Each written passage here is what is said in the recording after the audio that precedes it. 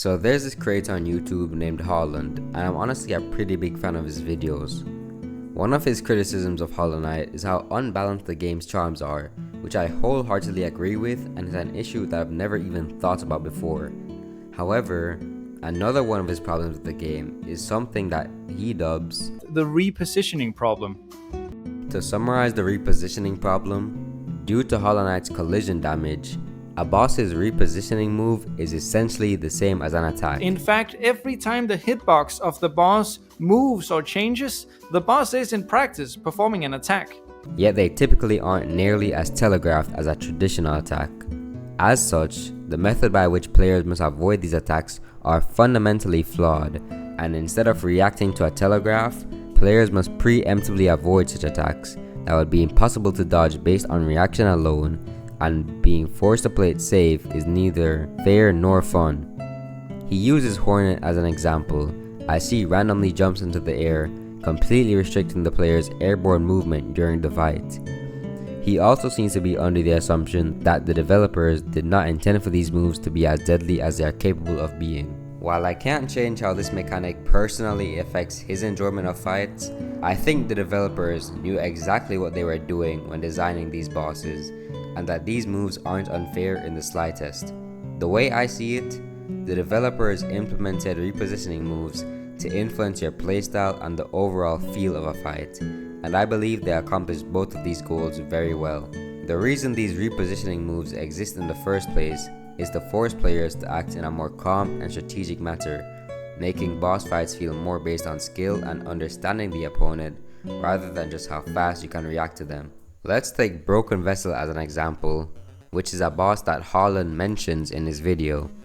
He has an attack where he leaps into the air and slams down on the knight, creating 4 blobs of infection that rise up. However, he frequently uses leaps as a repositioning move, and due to the similar startup, his leap acts as a feint for the real attack. Most players' first reaction upon seeing him jump will probably be to jump at the same time or frantically try to move out of the way, both typically resulting in getting hit. The irony is that 99% of the time, if the player were to just stand completely still, this so-called attack would be avoided, and if they simply waited to react after he reaches the peak of his jump, they could avoid it 100% of the time.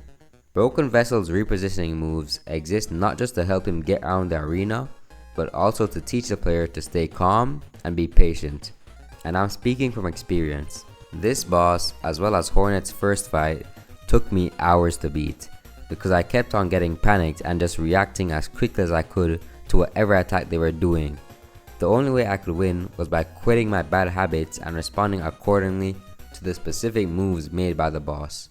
Moving on from how repositioning moves influence playstyle, I want to go over how they influence the overall feel of a fight, as this seems to be possibly his biggest gripe. As I said before, I can't affect how this mechanic affects his personal enjoyment, and it is definitely true that movement is restricted, but I find that being forced to play in a more cautious and strategic way makes fights feel a lot more grand. It really feels like a showdown between two masters of their arts, seeing through feints and avoiding every attack calmly, countering whenever the time is right. Being forced to stay completely calm makes me feel as if I've truly mastered the fight and haven't just scraped by due to sheer luck. To be fair to my guy, he does provide 4 possible solutions, but I honestly still prefer the original style of fights over anything he suggested.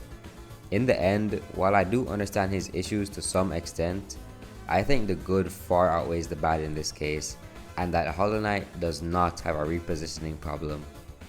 If the man himself or anyone who watched his video is watching this right now, I'd be glad to have you comment your thoughts below, and while you're down there, I wouldn't mind a like and subscribe either. I hope y'all stay tuned for the next video.